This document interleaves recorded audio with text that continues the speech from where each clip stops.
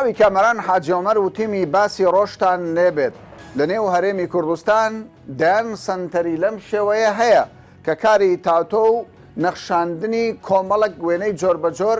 لەسەر جەستەی کوڕ و کچانی ئەو وڵاتەدا دەکات.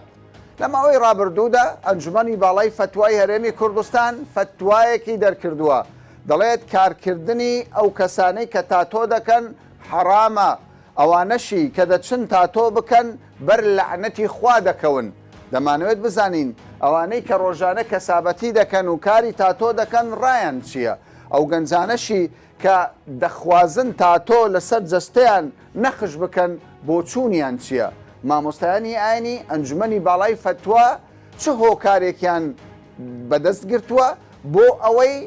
ئەم کارە حرام بکەن.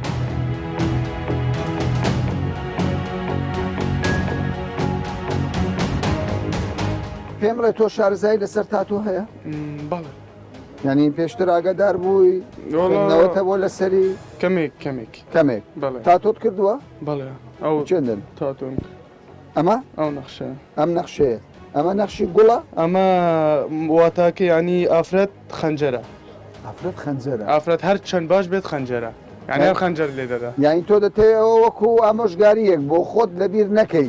ئافرەتێکت بینی لە مێشکت بێ ئافرەت خەنجەرە. سێ چارێکی تریشم لێت. هەمووی لەسەر ئافرەتە؟ نا ئەو قسمەتم نەبووە. بۆ خۆشەویستەکەت. ینی کەوایە تۆ برینداری ئافرەتێکی. بەڵێ ئەوەشم دروست کرد ئەوە دروستم کرد لەسەرەوە. باشە باشە پێم بڵێ تۆ هەندێک دەڵێن ئەمانە تووشی نەخۆشی دەکات تۆ ئاگاداری ئەگەر تووشی نەخۆشی بێت یاریزانێکی بەناوبانگ وەکو میسی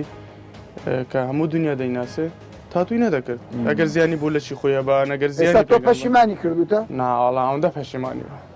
حەزم دەکەیت؟ ئارێ وەڵی چەند پارەت چوو؟ $250. 250 9 ساعت خەریک بوو پێکە 9 ساعت لە هەولێر؟ لە هەولێر 9 ساعت؟ 9 ساعت پێوە بوو 9 ساعت بەس ئێستا ئاگاداری مەلاکان دەڵێن ئەنجومەنی فتوا دەڵێ حرامە هەموو شتێک لەکرد مەلاکان حرامە ئەگەر وا بێت باشە ئەو پێت وانیە زیانی هەبێ؟ زیانی بۆ خۆم ئەگەر هەبێت بوو کەسی تر نییە نییە بەس هەر زیانی بوو منیش نەبووە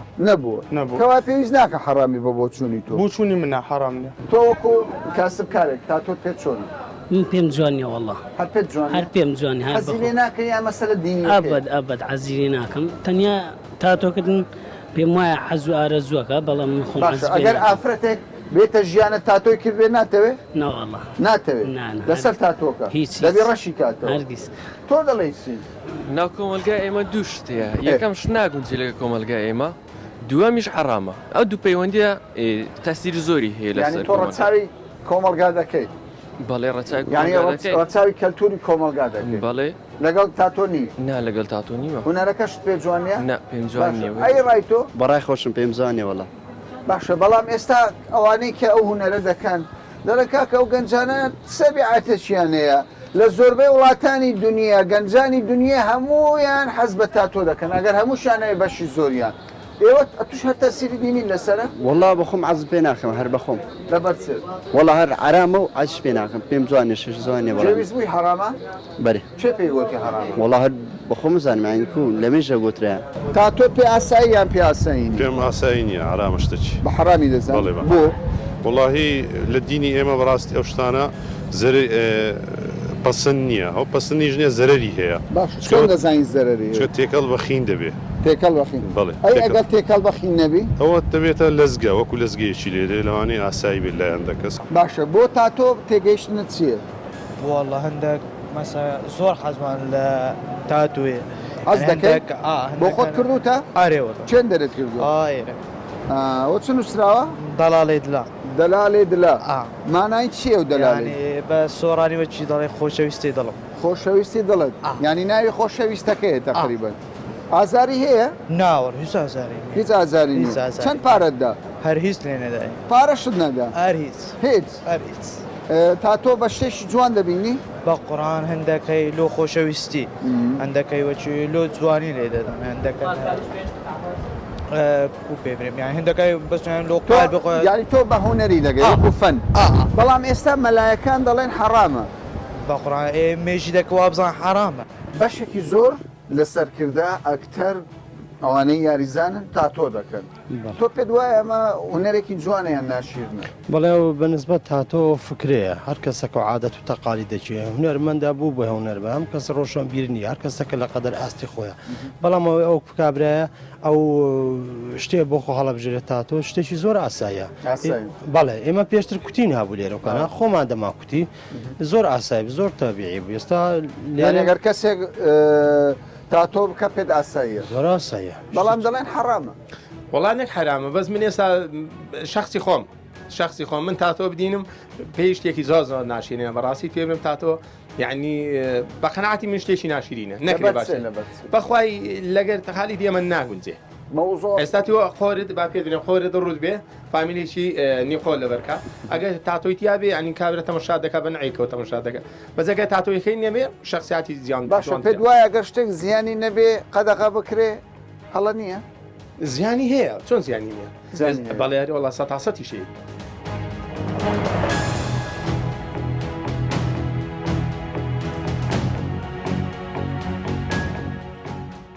هوەری تاتۆ لە دێر زمانەوە لە سەردەمی فرعونیەکان ئەو هوەرە هەبووە ئەگەر ببینین زۆر جار لە فلیمەکان لەوانەی کە ئەرشیفێن دەمانبینی کە زۆر جار خاڵکوتان ینی بە شێوەک لە شێوەکان وەکو باسی لێوە دەکرێت فەرنێکی تایبەت هەبوو لە سەر چاویان شوێنەکانیان دەکوتی یعنی ئەمە کەلتورێکی زۆر زۆر کۆنە بەڵام لە ماوەی چەند ساڵی ڕابردوودا لە تایلەند لە وڵاتی سین ئەم کەلتورە سەری هەردایەوە و ئەم هوەرە تازەیە هاتە ناو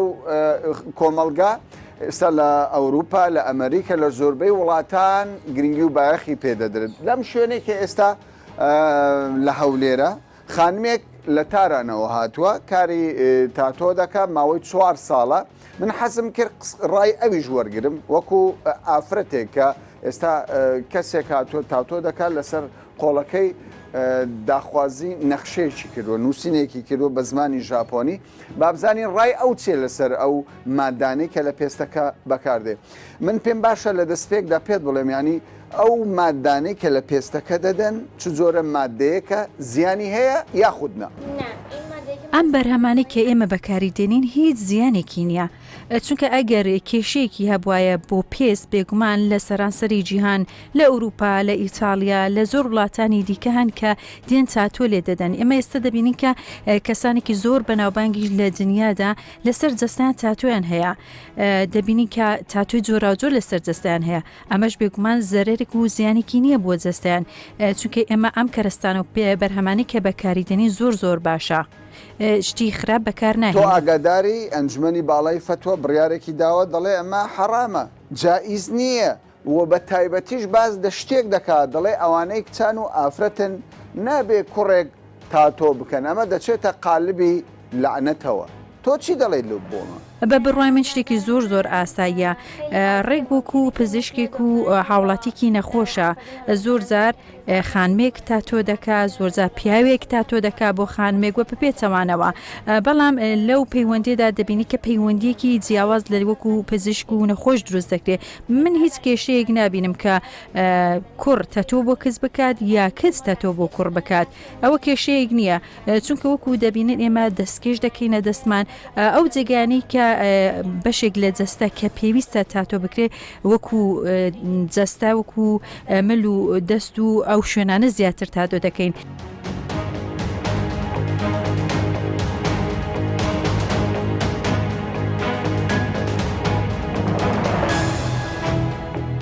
لە نێو هەرێمی کوردستان ئەوانەی کاری تاتۆ دەکەن هەرچەندە ماوەیەکی زۆرە سنتەرەکان یان شوێنەکانی تایبەت بە تاتۆکردن هەبوونە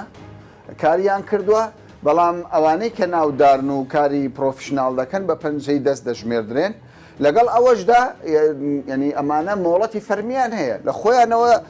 سنتەریان نەکردوتەوە بڵێن کاکە فەرمونون پێشوازیمان لێ بکەن بە تاتۆ یان خاڵی کوتانتان بۆ بکەین دەڵێن ئەوان دەڵێن مۆڵەتی فەرمیمان لە وەزارەتی تەندروستی حکوومەتی هەرێمی کوردستان وەرگرتووە واتە ینی حکوومەت ڕەزامەندی لەسەر ئەم جۆرە پیشەیە دەربڕیوە ئەم بەڕێزە پێشتر گفتوگۆم لەگەڵ کردووە دەڵێ ماوەیەکی زۆرە کاری تاتۆکردنم کردووە چەند ساڵ دەبێت؟ ئەو بۆ ماوەی 16 ساڵە 16 ساڵە بەڵێ هەر لە هەولێر لە هەولێر لە 2008 من لە هەولێر کار دەکەم کەوایە 12 ساڵ بۆ 13 ساڵ دەچێت باڵێ باشە ڕستقە و نان و بژێوت لەسەر ئەم کارێ باڵێ وایە باشە تۆ ئاگاداری ئەنجومەنی باڵای فتووە دەڵێ کارەکەی تۆ حرامە و ینی بەتوندی سەرکۆنی ئەم کارە دەکە دەڵێ ئەوەی دەیکا و ئەوەی ینی بۆشی دەکرێت هەردووکیان یعنی قبول کراو نین لە ڕووی حرامەوە ئەمن ناتوانم زۆر قسە لەسەر ئەوە بکەم ئەوان مامۆستایان و تر زیاتر لەوانش شارەزاترن مامۆستایەکان بەڵام لە ڕێی علمیەوە ئەو تاتۆیە کە دەکوترێ تەنانەت بەست پێستەکە ڕنگ دەکا تەنانەت بەست پێستەکە ڕنگ دەکا ئەو مادەیە کە بەکاردێ مادەکە هەمووی طبیە هەمووی نەباتیە هەمووی نەباتیە هیچ زیانێکی نییە هەمووی نەباتی بەڵام ئەوان ئەوە بەپێی ینی فتوواکە من هەندێکم خوێندەوە دەڵێ ئەمە مادەی کل یان مادەی تر تازە مۆدێرن پەیدا بووە پاش ماوەیەکی تر ئەمە تووشی نەخۆشی دەکا ماڵی ئەو خەڵکە وێران دەکا ئەم برادرانی ئەم کارانە دەکەن زۆر ئاگاداری ئەم بابەتە نین ئەی باشە منیش ئەوە لە 2008ەوە لە 2005ەوە دەستم بە کاری تاتۆ کردووە نەفرت بۆێنم ئەی ناسم ئێستاش 2005 تاتۆم بۆی کردووە هەتا ئێستا وەکو خۆیەتی ئەو تاتۆیە هیچی لێ ناتۆ تووشی زیانی تەندروستی نییە هیچ زیانش تەندروستی نییە لە کاتێک زیانی تەندروستی هەیە ئەگەر هاتوو من دەرزیەکەی کە تاتۆم بۆ نەخۆشێک کرد کابرا خۆی نەخۆش بوو نەخۆشی سەرەتانە ئایدزە کە بە ڤایرۆسیە ئەوانەی هەبوو نەخۆشی جلدی هەبوو ئەو دەرزیم فڕە نەدا بەو دەرزیە بۆ دانەیەکی ترم کوتا ئەگەر لە یەکێکی ترم بەکارێنە ئەو تووشی نەخۆشی کابرای ترە بێ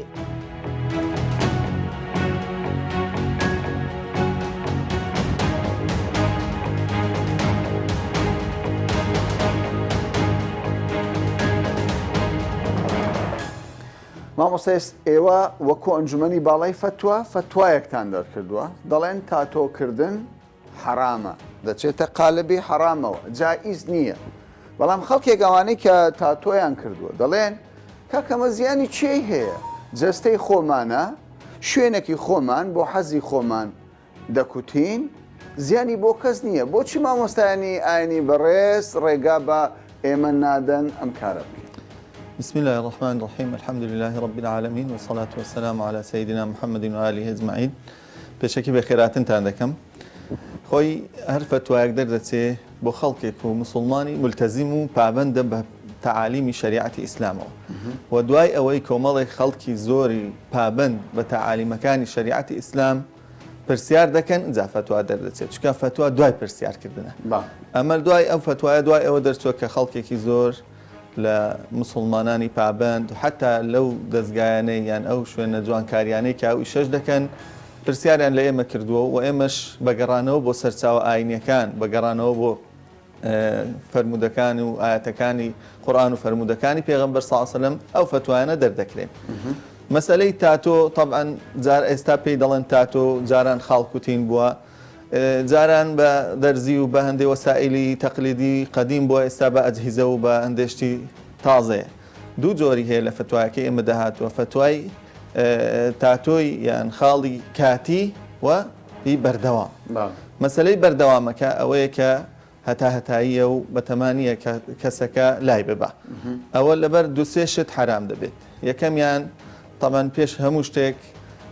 حەدیسەکەی کە پێغەمبەر صلی الله علیه و سلم لعنت دەکا لەو کەسەی کە نەمز دەکا و ئەوەی بۆشی دەکرێت ئەوەی کە تاتۆکە دەکا ئەوەی کە بۆ خەڵکیش دەکا هەردووکیان لعنەتی لێکراوە لعنەتی لێکراوە پێغەمبەر صلی الله علیه و سلم دەفەرمێ لعن الله الواشمات والمستوشمات واشم ئەوەیە کە بە دەرزی شوێنەکە دەکۆڵڕێ وردە هەتا خوێنی لێدێ و بنی پێستی یەکەمی چکە پێست چەند مەرحەلەیەکی هەیە تا چەند مەرحەلە پێستێک هەیە تا سەر پێستی یەکەم و دووەم لا دەچێ ئەنجا دەرمانەکەی تێدەکەن و ڕەنگەکە وەردەگرێت ئەمە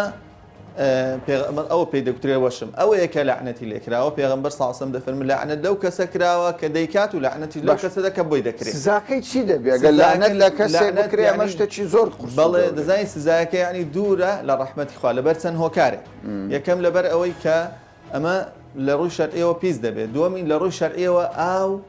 ئاوی دەستنوێژ و غوسڵ و ئەوانەی دەرناچێ ئەو کەسێک کە دەرناچێ بۆیە ئەوە نابێ بێجگە لەوەش کە ئێستا خۆتان دەزانن چەندین تەقلید و چاولێکەری خەڵکی بێگانە و دوور لە کورتور هەندێک ڕسمی زۆر ناشرین هەندێک ڕسمی زۆر ینی سەرنجڕاکێش هەندێک ئەو بابەتانە هەمووی دەچێتەوە ناو هۆکاری حرامبوونی ئەو تاتۆیان ئەو وەشە هەیە دەبینی لە منداڵیەوە تاتۆی بۆ دەکرێت یان خاڵکوتینی بۆ کراوە ئەوەش بەر لەعنەت دەکەوێت یان نا بەڵێ خۆی عولەما باسی ئەویان کرد فتوایەکەش باسی ئەوەی کردووە تێدایەتی کە ئەگەر پێش باڵغ بوون ئەو ئیشەی بۆ کرابوو ئەوە لە دوای باڵغ بوون تەماشا دەکەین ئەگەر بتوانێت لای ببات بەبێ زیان و زەرەرێکی زۆر بۆ جەستەی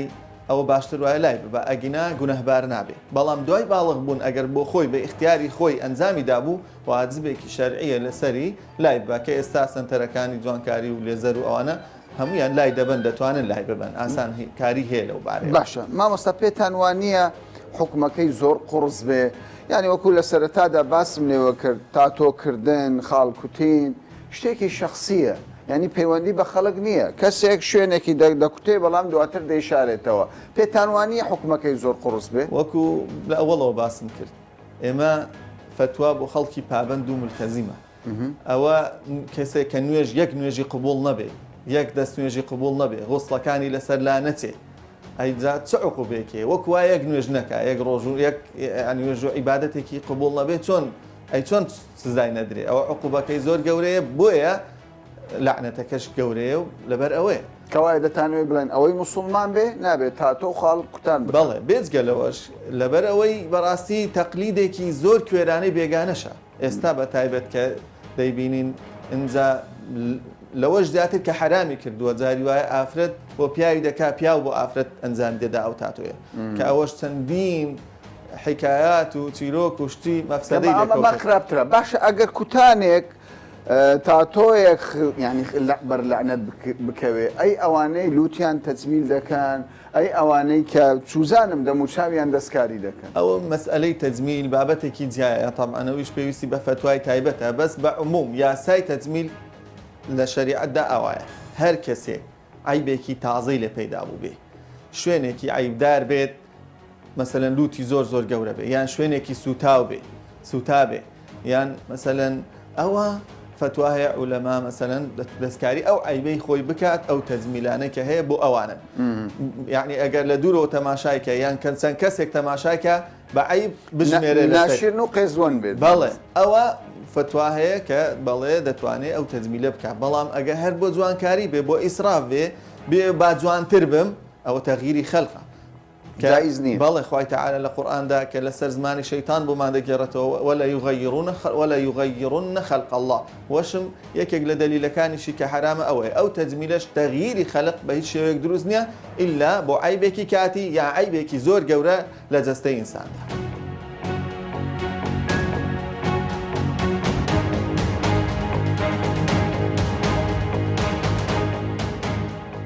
کاک یونس تۆ وەکو نووسەر وەکو کەسێکی شارەزا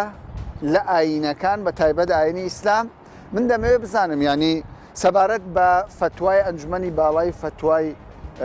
کوردستان تێبینیت چیە لەسەر ئەوەی کە دەڵێ کاکە تاتۆ و هەموو ئەو کوتانانەی کە پێی دەگوترێت کوتان و خاڵ دەکوتێ حرامە ئەمە وتەیەکی کۆنە کاتی خۆی ئەزهەریش قسەی لەسەر کردووەوە هەیەکی باری عولەمای سعودیش ینی ئەو کەسیان بە مەلعون داناوە کە تاتۆکە دەکا و ئەوەی تاتۆکەشی بۆ کراوە ئەویش مەلعونە فئیستینا دەکەنە سەر حەدیثێک لە بوخاری و مسلیم هەیە کە من پێم وایە حەدیثە بوختانە بۆ پێغەمبەر لعن الله الواشمات والمستوشمات ئەسڵ و ئەساسی نییە خۆ ئەگەر لعنەتی خوا لەوە بێ ئەبێ کورد لعنەتی خوای هەموو کەسێ بەرکەوت بێ چونکە باو باپیرانی ئێمە هەمویان خاڵکوتینیان هەبووە خاستن ژنەکان و ئەم خاڵکوتینە یاخود بڵین وەشم یان ئەمەی ئێستا کرێتن بەڵێ ئەم تاتۆیە ژنەکان زیاتر کردیانە خاستن لە گەرمیان وەکو ڕەمزێکی جوانی کە ئەگەر ژنێک نەی بۆ ئایا سوال بوو کە بۆ نیەتی يعني پێت وایە حەدیسەکە صحیح من پێم وایە ئەم حەدیسە ئەسڵ و ئەساسینی و بوختانە بۆ پێغەمبەر. باشە بەڵام ئەوان هەندێک دەقیایی نیشانی هینەوە. ئەمە ئەو حەدیسەیە کە لە بوخاری مسلم هەیە لعن الله الواشمات والمستوشمات. باشە بۆ ئەڵێن ئەمە خەڵقی ئیلاهیە گۆڕێ، جا ئەگە خەڵقی ئیلاهی بگۆڕێ کەواتە هەموو عملیەکی تەجمیلیش ئەبێ حرام بێتن و لەعنەتی بەرکەوێتن. باشە بەڵام دوو هۆکاریان هەیە ئەوان. دوو هۆکاریان هەیە ئەم دوو هۆکارە دەڵێ هۆکاری سەرچین بەدەر لەوەی کە حەدیث باسی لێوە کردووە سەرچاوەکانی ئاینی ئیسلام وەکو ئەنجومەنی باڵای فتووە باسی لێوە دەکات. دەڵێ کاکە ئەم تاتۆیە یان ئەم کوتانی خاڵە زیانی تەندروستی دەبێت لە پێناو ئەوەیە. ئوستاز گیان ئەزانی چۆنە ئەبێت توپ ئەم قسەیە بکە، ئەبێت توپ زانستی طبی بڵێ زیانی هەیە یا سەلبیاتی هەیە. ئەمە ئیشی فکر نییە و ئیشی پیاوی ئاینی نیە و ئیشی ئەزهر و هەیە کیباری علەماش نییە و پاشان ئەمە حڕیەتێکی تاکە کەسیە، یعنی حڕەتێکی شخصیە کە ئابرا ئەیکایان نایک. ئەمە پێویست بخرێتە ینی لژنەی سیر کە پێغەمبەر ڕەحمەتە للعالەمین نەهاتۆ بۆی قسە لەسەر ئەم بابەتە بچکۆلانە بکە. ئەم هاتوو هیدایەتی ئینسان بدا، هاتووە ڕێی نیشان بە، هاتووە پێی بڵێت تۆ ئینسانێکی باش بە دوا ڕۆژێک هەیە معاقبە دەکرێت، نەهاتوە باسی تاتۆ. باشە بەڵام ئەمە بچکۆلەکردنەوەی هەیبەت و مەقامی پێغەمبەرێک. باشە بەڕێزراوی بەڵام لە لایەکی دیکەش گۆڕینی کەلتور ئەوان دەڵێن کەلتوری ئێمە نییە بچی تاتۆی کەلتوری وڵاتانی ئوستازیان ئێمە ئێستا لە زەمەنی عەولەماژین. باشە ئەستا تەکنەلۆژیا زاڵە، باشە مناڵەکانی ئێمە وەکو مناڵێکی ئەوروپیەژی بە ئایپاد و بەهینەوە تۆ ناتوانانی پێشگیری لەمە بکەیت. پاشان ئەمە موهمەی تۆ نییە بڵێ ئەمە شتێکی خراپەیان باشە وەکوتم تۆپ ئەبێ قسەی لەسەر بکە لایەنە سلبیەکەی و لایەنە ئیجابیەکەی. باشە پێ دوایە ئیسلام حەڕامی نەکردووە؟ ئەسڵ و ئەساسی نییەوە ئیسلام گەورەترە لەوەی قسە لەسەر ئەم شتە مۆزوعە بچکۆلانان.